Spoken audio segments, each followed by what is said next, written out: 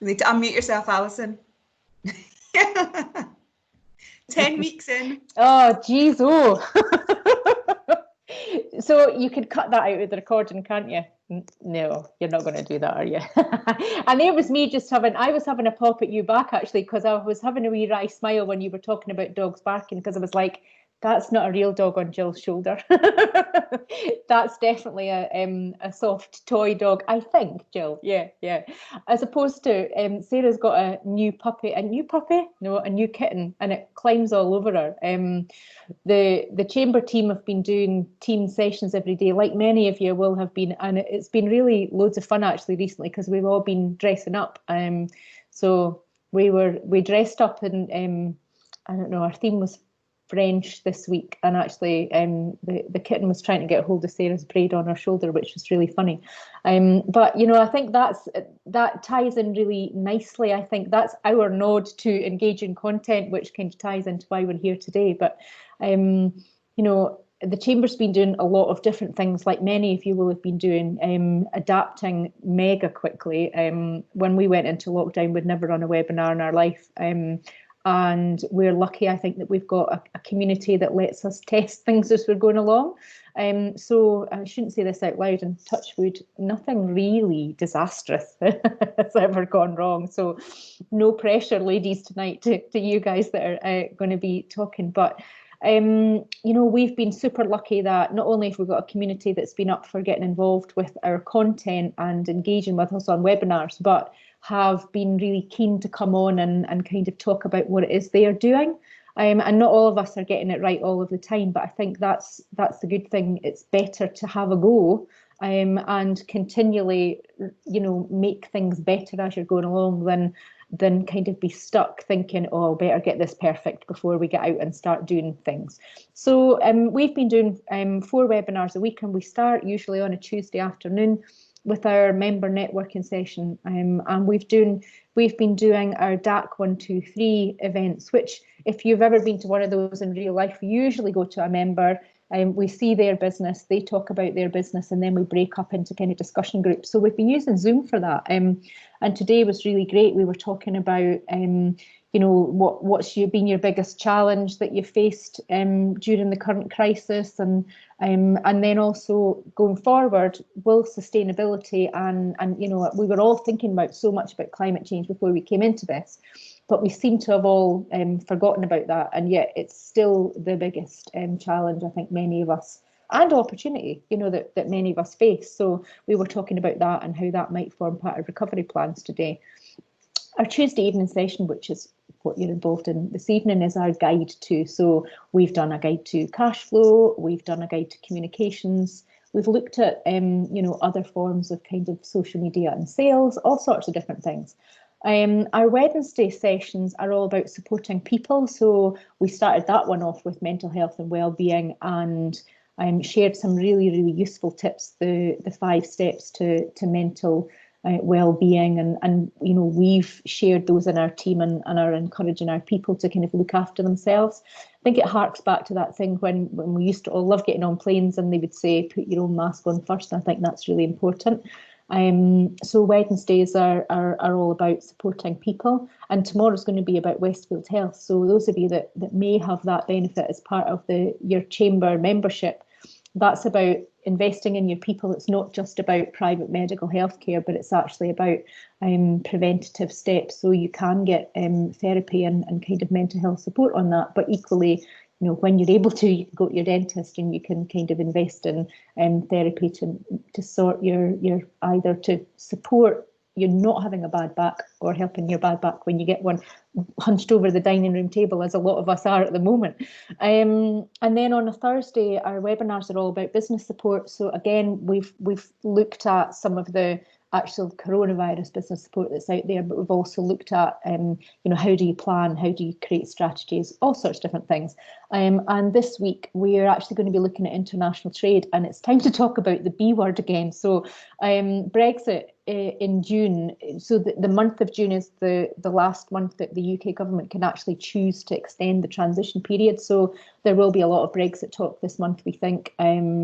and we'll see. But the Chamber network is actually doing a lot of overseas international connecting and helping global trade, keep going and keep businesses having that ambition to do global trade. But also, this is a time when as many of us are able to talk to people overseas and connect with overseas customers as it is for you to be able to do that on your own doorstep. So we'll be talking about the work that the Chamber Network is going to be doing to help you open up all those overseas markets, particularly as trade deals now really come to the fore and the governments are doing lots of work in that area. So yeah, that's what's going on for us this week.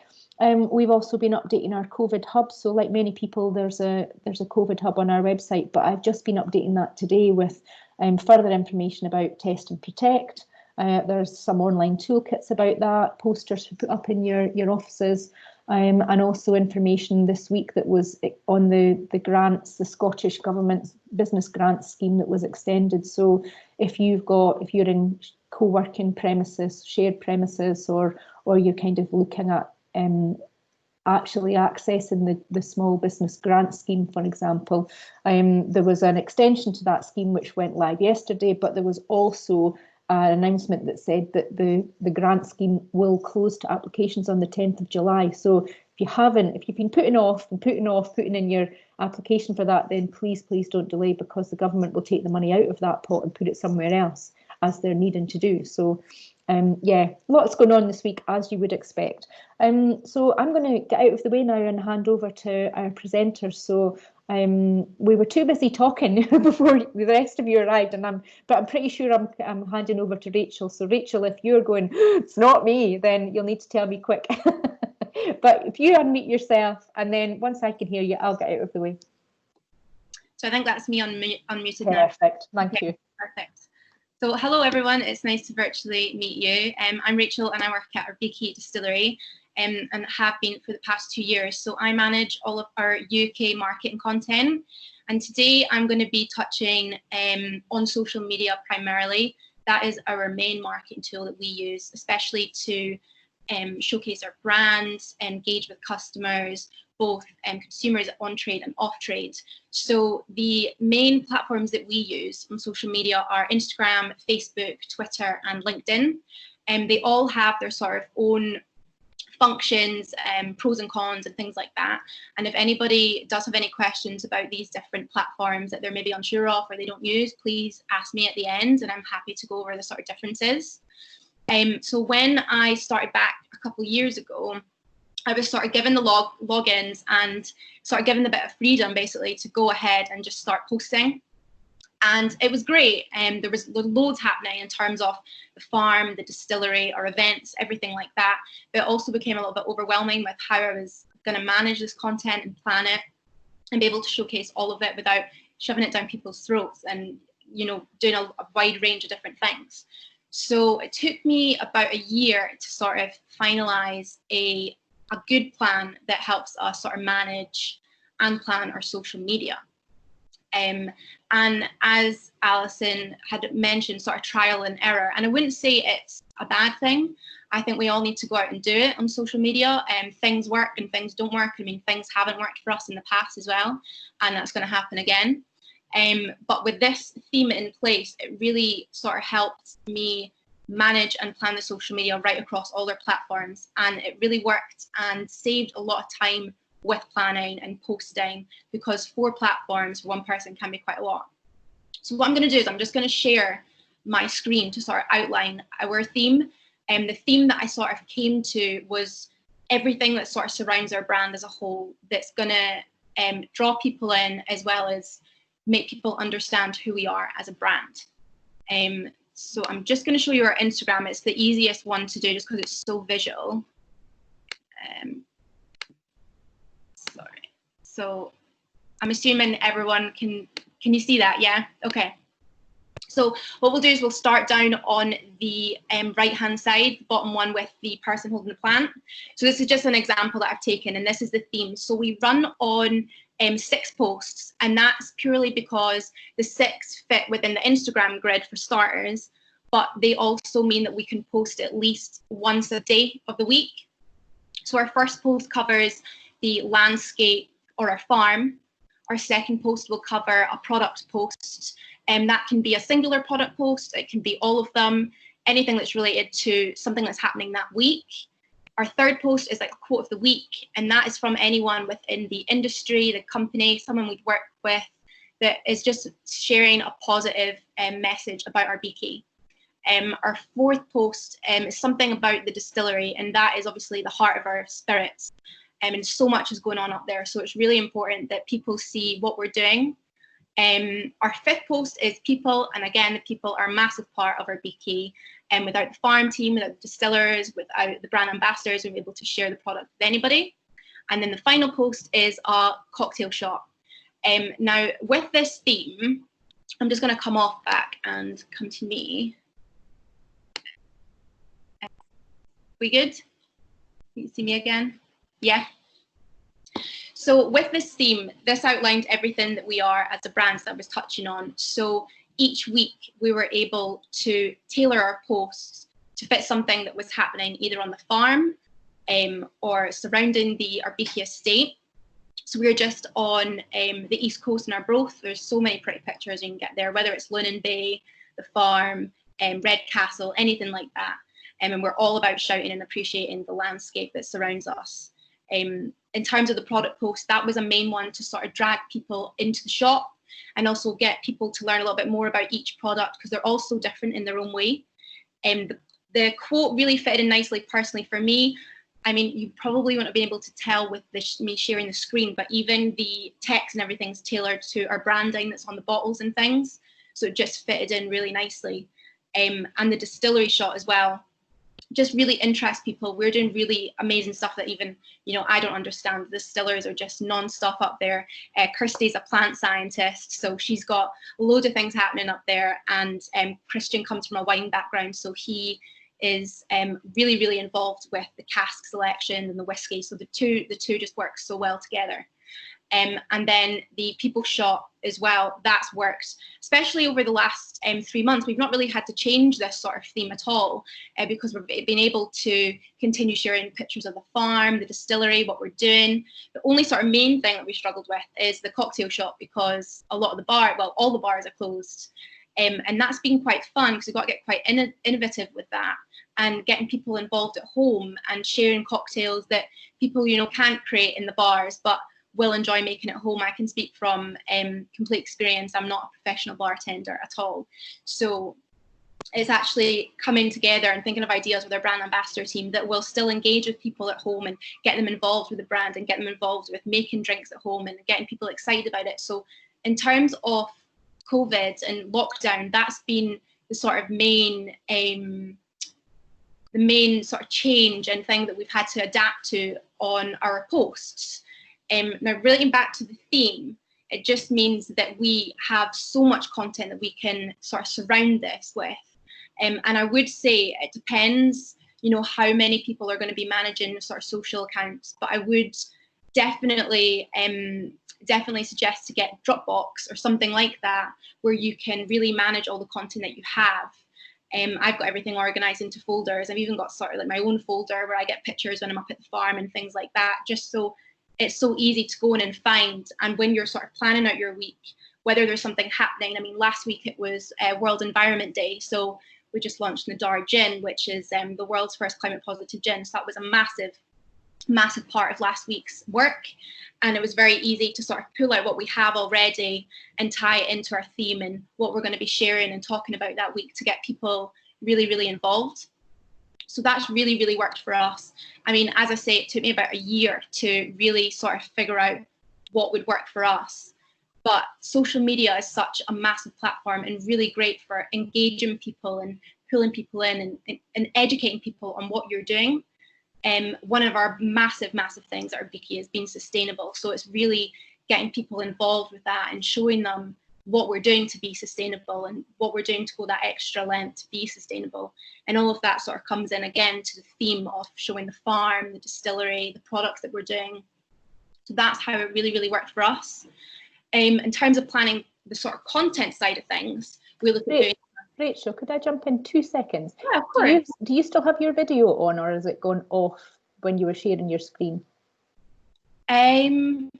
I know that you were, the signal was misbehaving a little bit, wasn't it? It's just that I can't see your video, but I can hear you perfectly. There you are. Oh, my camera was off.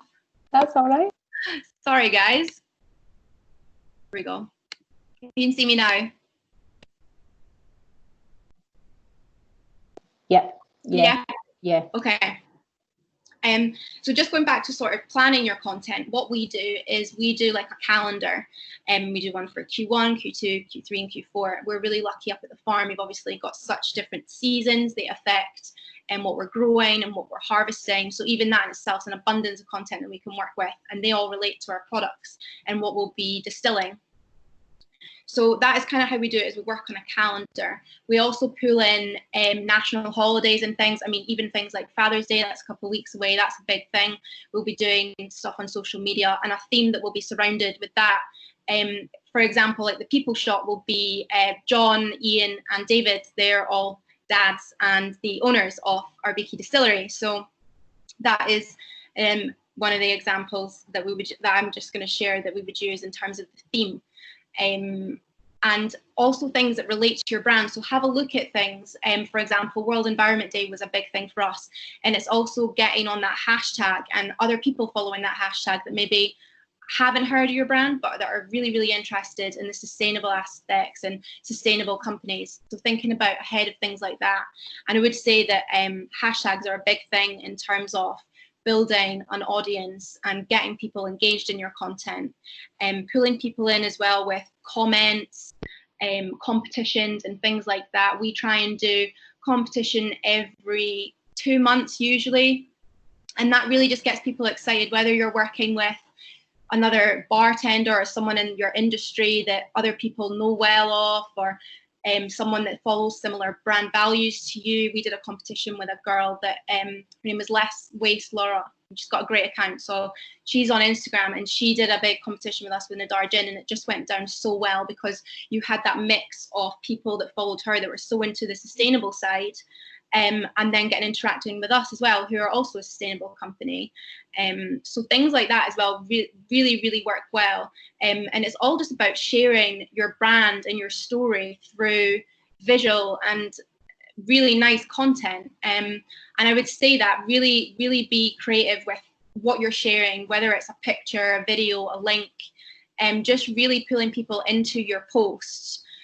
Especially on Instagram and Facebook, LinkedIn as well. I say Twitter's more sort of a chatty platform, but I mean, still sharing really impressive content just drags people right in, and likes, shares, comments, and that's really what you're wanting. And it's replying and engaging with these people as well that are taking an interest in your brand that's so important. So that is how we do it at our Beaky in terms of social media and managing our content and putting it out there. I'm trying to think if I've got anything else to touch on, really. I think that's pretty much everything. Just keep going at it. I mean, sometimes social media as well can be quite draining for people, and I completely get that. Sitting on there every day and sitting on it for a long time can be quite time consuming. What we also do with our content is using Hootsuite. So Hootsuite is a platform that allows you to schedule posts. So with our calendar and with our at least 6 posts a week, we can schedule them, weeks in advance if we wanted to. And it's also planning out what content you need for, say, next month. For example, Christmas, we started thinking about, and I'm sure other brands do, we start thinking about that in sort of September, October time, with getting new content for that. We do a 12 cocktails of Christmas. So even getting content for that can take weeks, because bartenders need notice, they need time to think of a drink, then you need to get into the bar or get someone into the bar that can take a picture for you.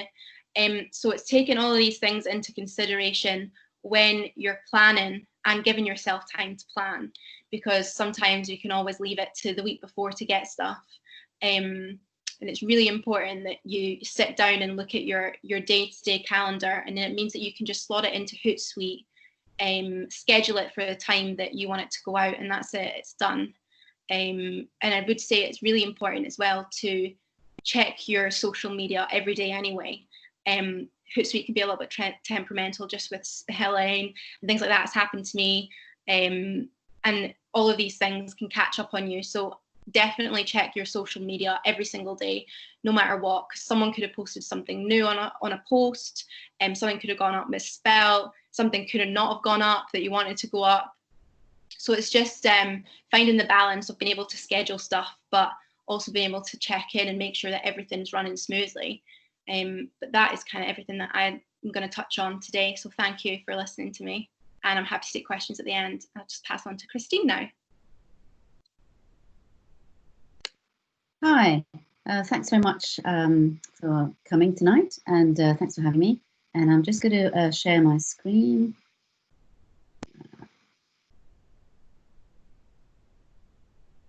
Are you seeing that?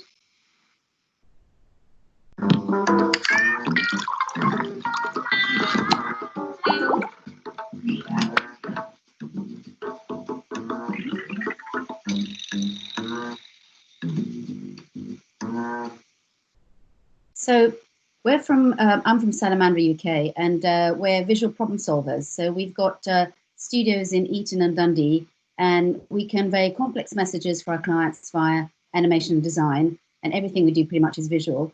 And we do it on any platform. So we work in 2D, 3D, AR, VR, stop motion, motion graphics, and we work primarily with business, but we also work in entertainment. So Sal is our mascot, actually. And you'll see him highlighted throughout to highlight what we do. So today I'll be talking to you about motion and emotion, and we totally believe that the more you get your message across visually, the more impactful it can be. And when you can add emotion into that as well, it actually makes it that much more powerful and, of course, memorable. So we'll be illustrating this by actually animating our set of slides in this presentation. So every day we're bombarded by all sorts of information vying for our attention, from LinkedIn, white papers and articles, to TV and radio ads, Facebook and even TikTok nowadays. And the current pandemic is only making it more heightened as every voice tries to be heard whilst we're tethered to our desks for work and meetings. And for the last few months, with people forced inside day and night, screen time has actually gone through the roof. And Facebook announced that since the crisis arrived in many countries, total messaging has increased up to 70%. But on the flip side, from the end of March, 86% of UK-based marketers delayed or reviewed their campaigns, leaving only 14% of marketing activations to continue ahead as planned. And it's these 14% of marketers who've been proactive in their campaign, have managed to adapt to our current strange climate and stay ahead of the curve. Buyers continue to seek out and engage with businesses at record levels. Email open rates, website traffic, the volume of buyers initiated, and the average number of contacts added to databases increased despite ad spend trending below pre-COVID levels for the 12th consecutive week. And this shows that marketers have a real opportunity now to sensitively wow their audiences. And at this stage, being proactive can pay off, as there's still a captive audience, and now more than ever is an opportunity to share your company or your product story in a human and approachable way. And we'll discuss how this can work out later in the presentation. But with the ongoing lack of face-to-face interactions, events and networking, all those sorts of things, many businesses need to find new creative ways to enable them to pitch their ideas, engage with clients and reach their audience. And what's more, they must be heard in their specific target audiences within an increasing online noise. So obviously getting noticed and understood can be difficult in any industry, but this can be even more challenging with more complex industries with seemingly less entertainment value, such as perhaps legal or technical or medical, manufacturing, those kinds of industries. But why, you ask, why is that difficult? Well, often the companies in these industries, when communicating, tend to tell, not show, and often there's not like a physical product to represent. So marketers shy away from using visual content, which is actually a great pity, because visuals are key to almost any marketing strategy, whether you're presenting an idea or advertising a product, because we retain images in our long-term memory. So so what better way to be remembered but by using visuals? So as we see it, the marketing challenges within marketing at the moment vary from industry to industry, but three of the biggest marketing challenges, particularly in this climate, can be tackled straight away. And these are, number one, cutting through the online noise or the competition. Number two, lesser recognized yet crucial, are the attitudes towards your products and their target audiences, especially within B2B, and how to present these effectively. And three is being proactive about generating quality leads. So to show the magnitude of the first two of these challenges, let's take a look at the US. Last year, there were, believe it or not, 3.48 billion social media users. With an audience this large, any marketeer would be crazy not to try and get their product out there. But with every marketeer doing this, it's near impossible to stand out, let alone have your audience engage with you. So where do we begin? As always, marketers should start with their target audience. It's important to quash that common misconception that B2B marketing is about marketing to businesses, because whether you're B2B or B2C, we're still marketing to people. So what about the third challenge? While buyers' engagement reaches all-time highs, sales results are not coming close to seeing a corresponding increase, suggesting that salespeople are reaching out to poor fit prospects. Last month has seen improvements in deal pipeline metrics compared to March and early April, an encouraging sign that more businesses are re-entering the buying process, but it's still too early to tell how much of this growth will be sustained. For now, it's a safe bet that your sales team should continue prioritizing high interest, good fit buyers rather than randomly prospecting. So how do we make sure we are generating quality leads? The answer in this current climate is presentations, webinars, conference calls, virtual networking, which, let's face it, we've all been attending since Corona kicked in. And no wonder, some of the best events I've been to recently have been actually over Zoom. So 73% of B2B marketing and sales leaders say webinars are the best way to generate high quality leads, and for good reason. With the average webinar attendee session being nearly an hour, no other content drives that sort of engagement. So it's important to put your best foot forward when conducting them by making them look state-of-the-art, smart, super professional, and obviously with the best kind of visuals and motions you can. And in doing this, you're far more likely to gain client interest as opposed to the old death by PowerPoint with never-ending tiny text that we've been subjected to over the years. And according to research, up to 73% of B2B buyers are now millennials. Now, this is super important, as we all know that to market effectively, we must know and understand our buyer profile. And millennials have their preference of absorbing information. Today, millennials spend an average of 7.2 hours online each day, with 2.4 of these spent watching videos, which is pretty crucial. The millennial generation of buyers expect the same kind of intimacy, immediacy, and coherency as their favorite B2B, B2C brands. Therefore, emotive marketing shouldn't be an afterthought because it's an essential to successfully resonate with the millennials. So, is this type of marketing effective in any industry? We believe yes. From seemingly boring industries such as engineering to whimsical experiences such as the latest fashion collection. And how do emotive video marketing presentations solve marketing challenges? Well, we passionately believe that visual content, particularly visual content in motion, is an engaging and productive form of marketing for all sectors, even those who consider themselves to be boring or difficult to explain.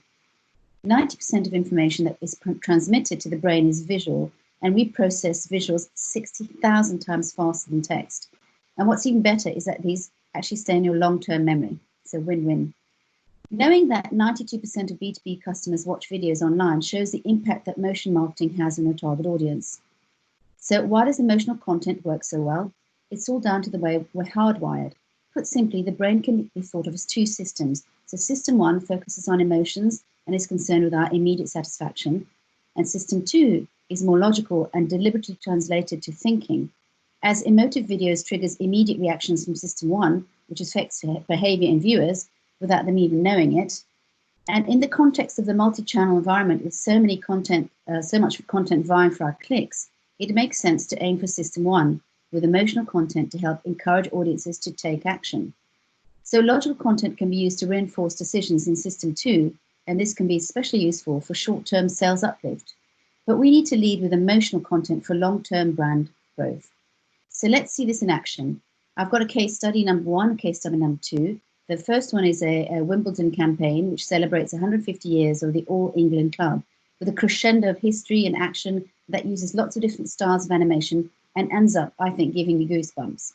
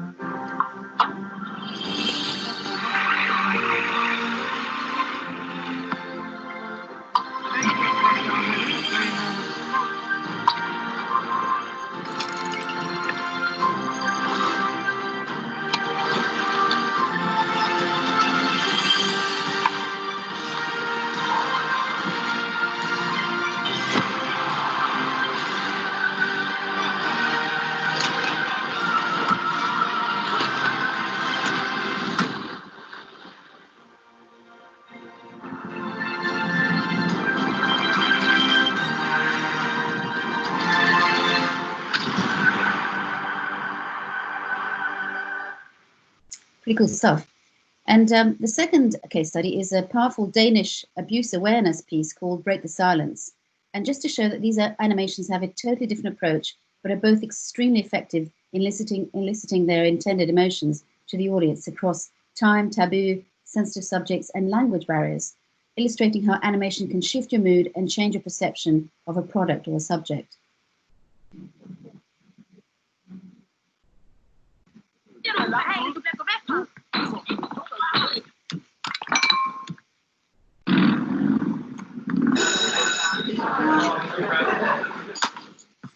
Hey.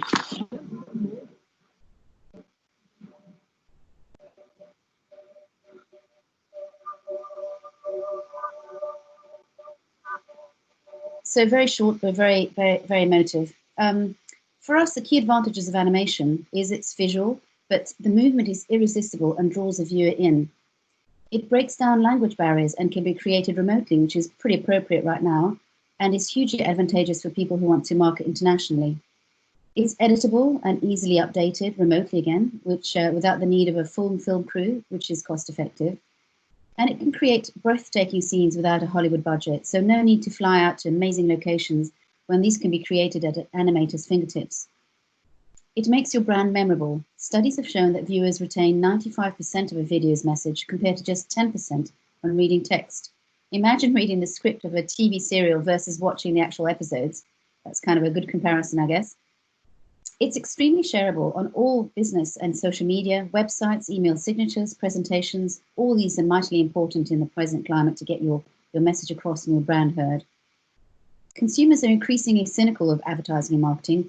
Younger consumers, especially millennials again, choose brands from companies that share their same values.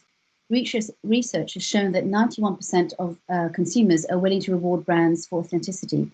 And brands will come out on top if they're transparent in their social media, marketing strategies, and in the content they produce. Social content such as influencer marketing, partnerships with advocacy, and cause marketing will be the content that actually matters to these consumers and will make brands relevant to them, as we've seen in recent events actually in the news. So the bottom line is authenticity always wins the day. You have 4 seconds to convert someone when they land on your website before they move on. But if you have an animation video, this increases it to 10 seconds, more than doubling your brand exposure and client stickiness potential.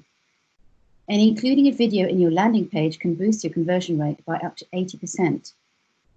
And video increases organic search traffic on a website by 157%. They're all massive numbers.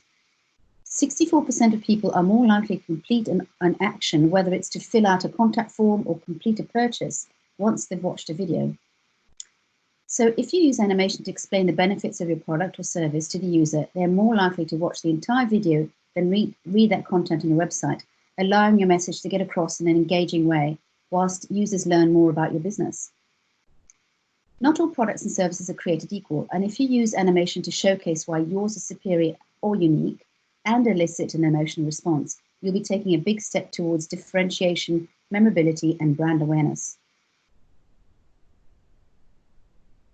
So, future marketing trends.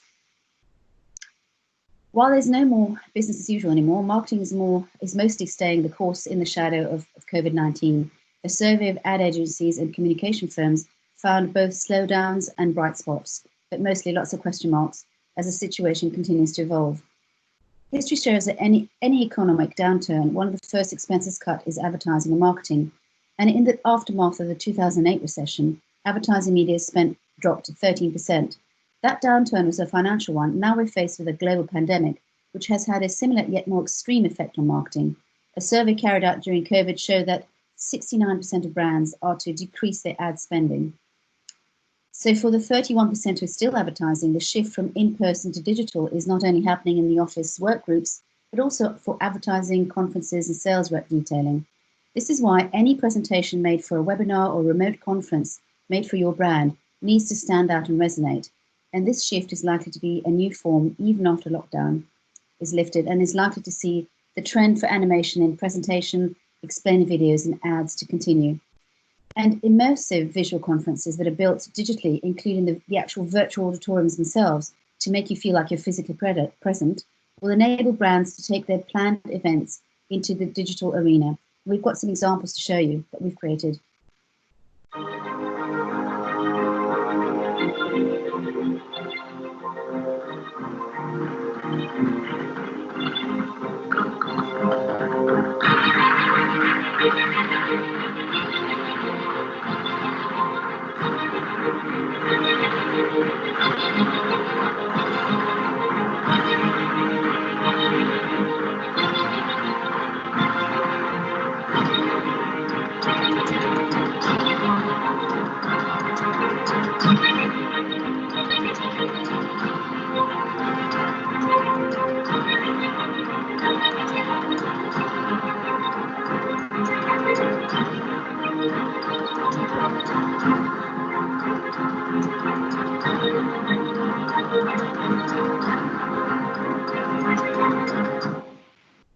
So it gives you an idea of what can be done completely virtually. So go on to the next slide. So our post-pandemic predictions, if I can say it right, are as follows. The need to increase digital marketing and be prepared for the current trend for online presentations and webinars, which are here to stay, because delegates and companies will be reticent to pay for and take long flights to attend overseas conferences during the pandemic and beyond, we believe. As media and research companies adjust from live events to virtual ones, so are consumers adjusting to digitizing their behavior. Some older consumers' demographics may have been previously uncomfortable with buying groceries, for example, or other goods online, but COVID-19 has forced them to get comfortable. And experts predict that once they fall into this new routine and get used to the ease of delivery to their door, such shoppers may be hard-pressed to return to bricks and mortar shopping. And in fact, an unbelievable percentage is that nearly 40% of current online grocery shoppers made their first online grocery purchase this March. But what can we take away from this? We've all heard the cliche, content is king. Well, it seems COVID has placed a serious yet welcome addition to this. Not only do we need to make sure that our content is the best and most engaging out there, but we also need to place context at the heart of what we are associating our brand with. In the last few months, marketers have tread the thin line between selling and helping, all because of our current situation. In other words, no matter how fantastic our content is, context renders the hard sell extremely inappropriate and insensitive, which can affect our emotions and in turn affect the different parts of our brain and our actions.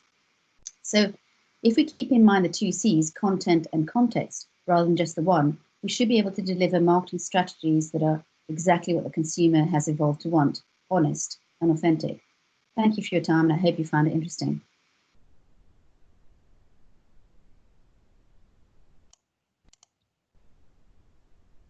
Thanks very much, Christine, and thanks to Rachel as well.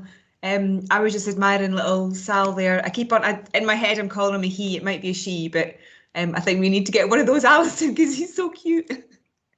never mind kittens or puppies. Everybody needs a Sal for their brand.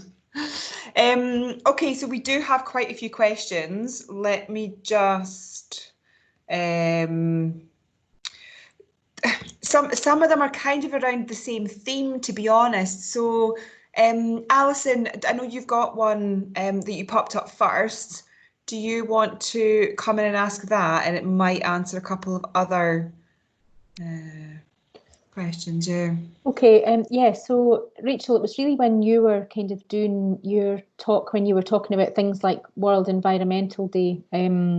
So, is there an obvious place to find all those themed days? And hashtags. Yeah. How do you kind of yeah.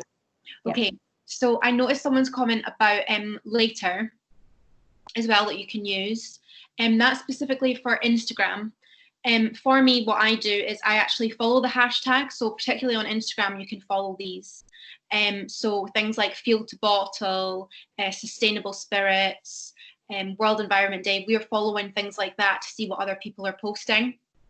And also engaging with these accounts that are sort of got similar values, whether that's a brand or a person that could be potentially interested in our spirits. On Twitter, again, you can search these, and the same with Facebook. In terms of posts sort of coming up for hashtags, I would say that Instagram and Twitter are probably the most effective in terms of using your hashtags and using ones that others are more likely to follow and engage with.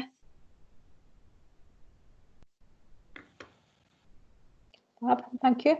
That answered your question. Yeah, I think so. I mean, somebody did also ask, how do you find or choose the right hashtags, and do you change these for each post? So I think you've kind of covered that, but do you change them depending on which post you're putting them out on? Yeah, some of them do change. And I would say don't go sort of overkill on your hashtags. I would say once you've sort of reached about 20, that's enough, because the algorithms have all changed. So really being quite specific. We'll always hashtag our BK, and we'll always hashtag field to bottle, purely because we want to dominate that hashtag, for obvious reasons. But in terms of what the picture, the post is showing, the hashtags will be relevant to whether it's the distillery, so it could be hashtag distilling, farm, hashtag farming, hashtag visit Angus, visit Scotland. It totally depends on the post, but also making it relevant, so that when people are going on to look at these hashtags, that they're finding stuff that they want to see and that they will engage with. Rachel, somebody's also commented, Lucinda's also said that she uses a paid system called Tailwind. Oh, right, okay. Recommends hashtags based on your content. Have you used that, or? I haven't used that. I actually haven't heard of Tailwind before, but I will look into that.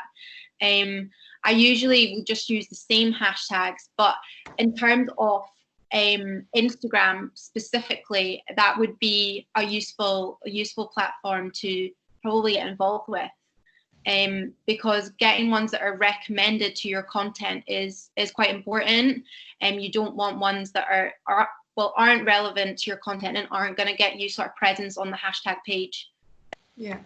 Could I say as well, for our experience on LinkedIn, is that we've learned recently that a good amount of hashtags is up to 3, and to keep changing them so that they are, like you're saying, Rachel, that they're appropriate to the post, but also it helps you to gauge what's working, what isn't.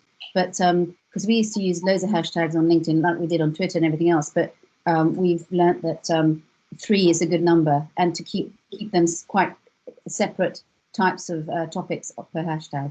Okay. Yeah, I would agree with that, especially with the algorithms, because that will also be the same on LinkedIn. So there isn't any point in you putting loads of hashtags, because they're not going to come up if you do that. Yeah. Cool. Thank you. Simon, do you want to come in and ask your question? Yes, let me find it again. Okay.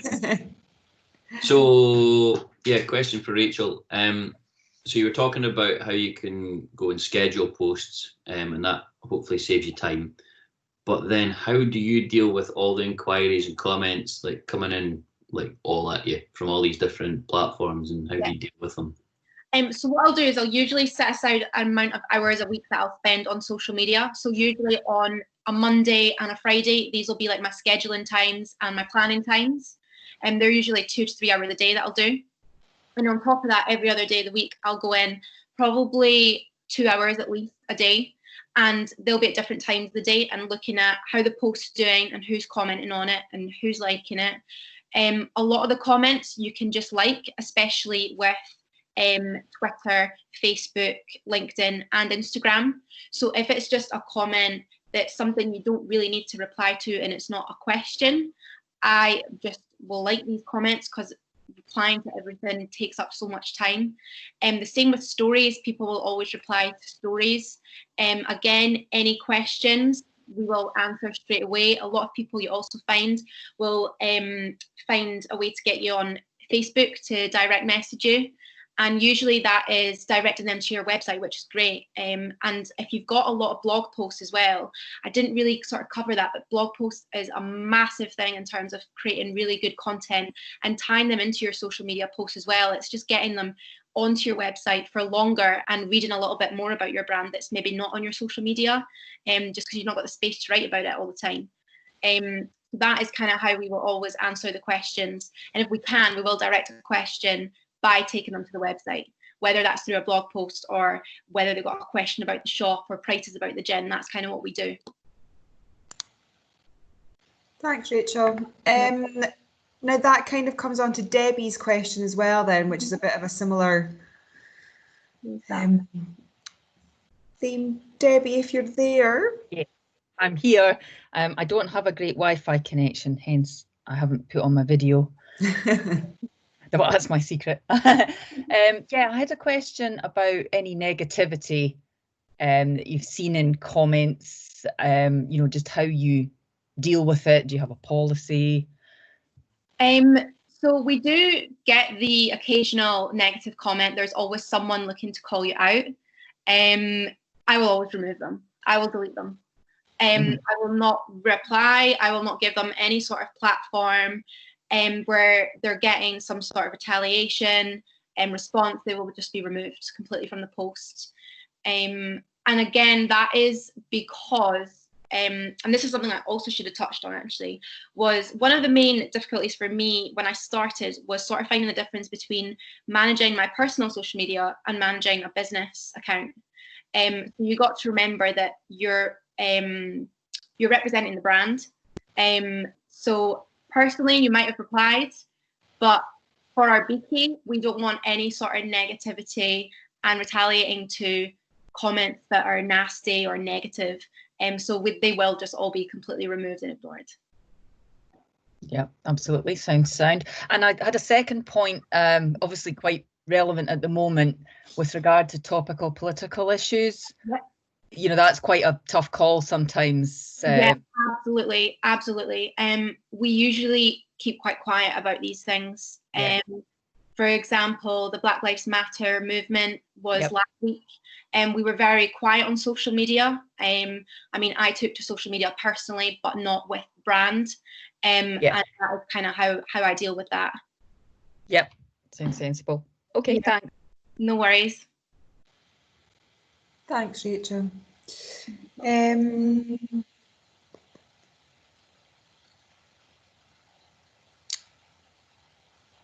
Yeah, I don't know if people have already seen, but Wendy from the Monthly House has got a digital media planner up on her website. So she's shared the link there for anybody who wants to go and download that planner. Alison, it's probably back to you then for your question to Christine. Yeah, I was interested in the animations, and is there an ideal length, Christine, for animated videos and explainer videos? If they're going online, we recommend a minute to a minute and a half maximum. If it's an educational thing, then you can go longer because people are expecting to learn and, you know, they expect it to stay a bit longer. But normally a minute to a minute and a half is absolutely fine. And you'd be surprised how much you can fit into 60 seconds. In fact, actually, there's a really good stat about that. So Forrester's reckons that a 1 minute animation or film for that matter, if you had to describe it in words, everything you see, everything you hear, what you feel, etc., is equivalent to 1.8 million words. So you can put a lot in. And what we do is we mix up the voiceover with motion graphics and obviously the animation, what's going on there. It's quite a process of, you know, we get briefed with the storyboard, the voiceover, you know, the assets, etc., so that we can capitalize on as much information, or sometimes less is more as well. It depends what the, you know, what the message might be. But yeah, a minute to a minute and a half is optimum. And then what happens is when you share it online or on social media or whatever, people won't stop halfway because they're prepared, you know, the sort of attention span is that long, so to speak. And well, that sort of ties in, there's another couple of things, but the first one I suppose is, have you found, particularly on the B2B side of things for animations, that any of the platforms is as good as each other? Is there a particular social media site, for example, that does better? For videos, I'd say they all pretty much accept videos anyway. And what we do often, if we do an animated explainer for a client, we might take little bits out to just have little GIFs, little short versions that can be used on social media as well to entice people to then go and watch the whole thing. Or, you know, you can mix it up and use the whole thing or parts of, etc. But yeah, pretty much every social media platform now can accept video, which is brilliant. And you know, when people used to commute, that was the one thing that people were doing all the time, was watching videos, watching, you know, animations or explainers, what have you, and sometimes without the sound on, because it can still work without sound. So if nothing else, to entice you to watch it with sound, because obviously that's better. Yeah. And then my last question, sorry, I'm hogging this slightly, is just the emotion bit. I was really interested in, how do you kind of get that out of a client, what the emotion might be that they want to portray, and then what does your briefing kind of process look like? And then I'm done.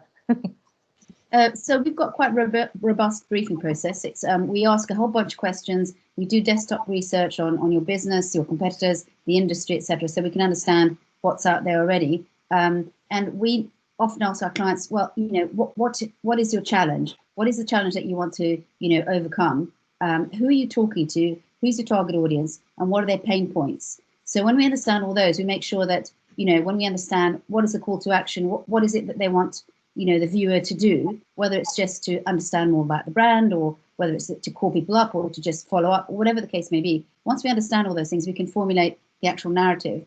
And we also ask the clients, because they know their business and their products much better than we do, clearly, to give us bullet points of what they want included.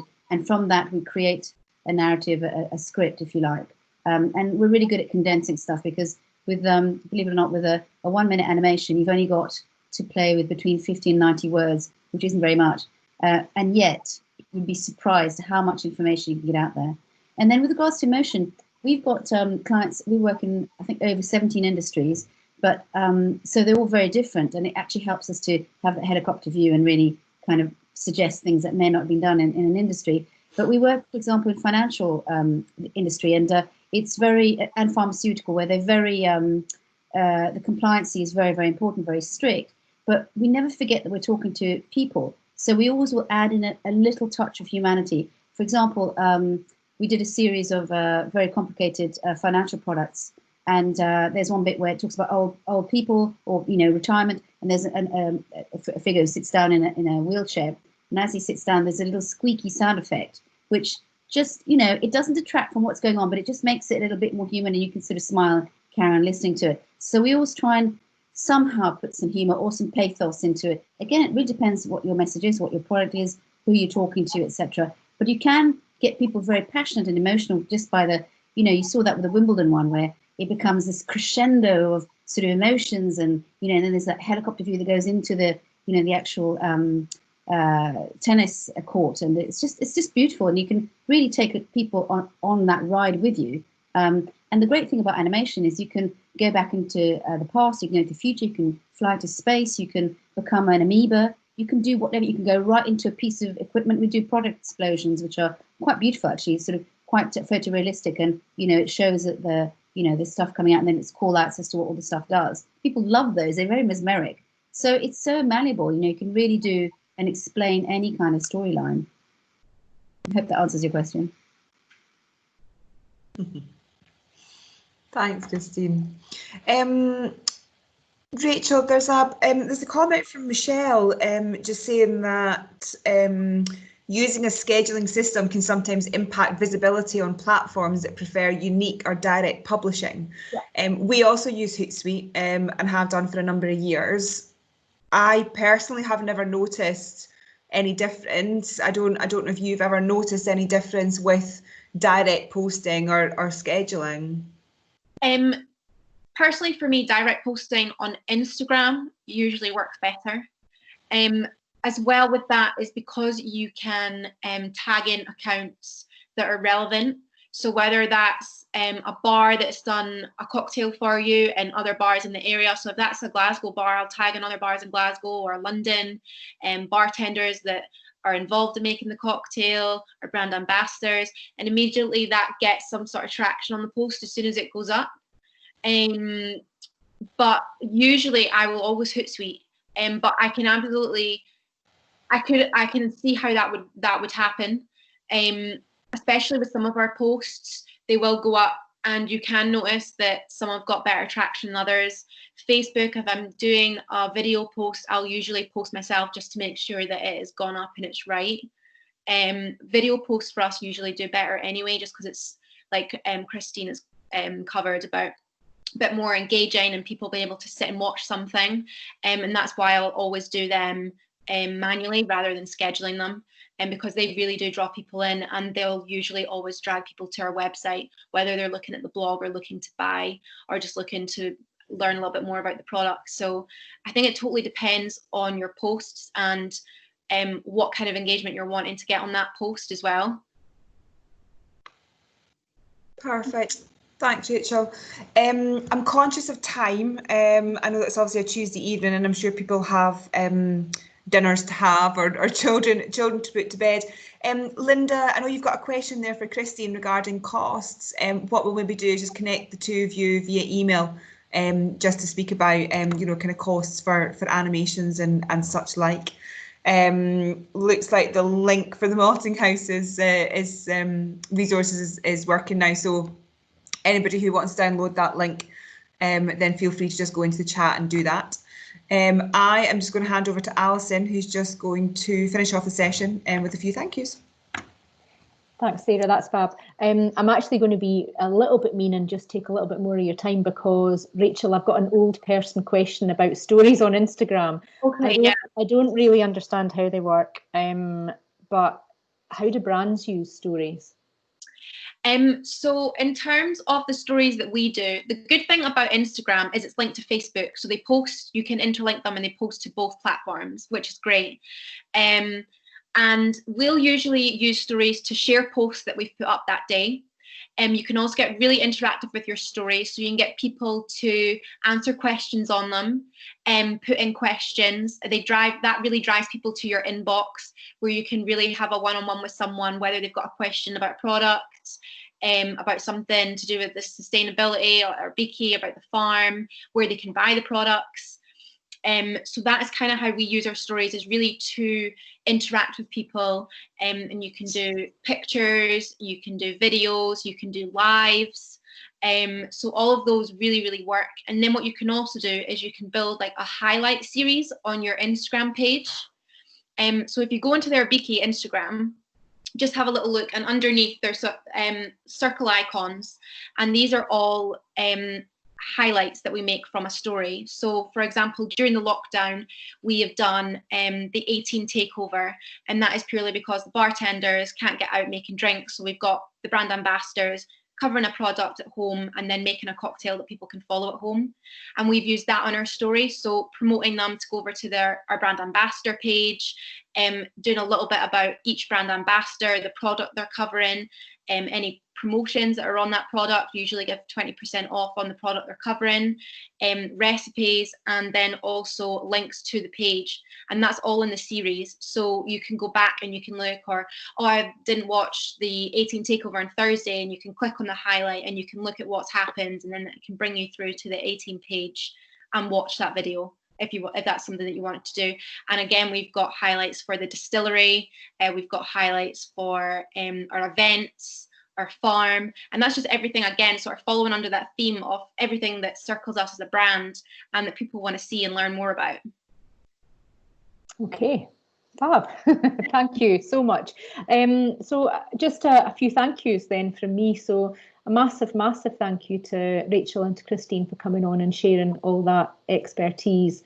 It's amazing that the world of kind of marketing and communications and content is really diverse, and I think we could probably do a Tuesday evening about this, and we would never ever run out of things to talk about, but that was really interesting.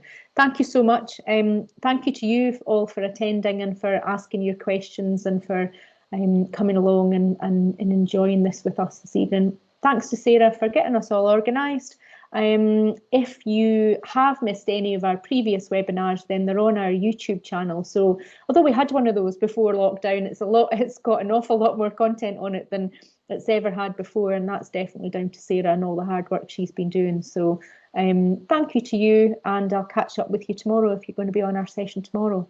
Enjoy the rest of your week. Thanks, folks. Thanks. See you later.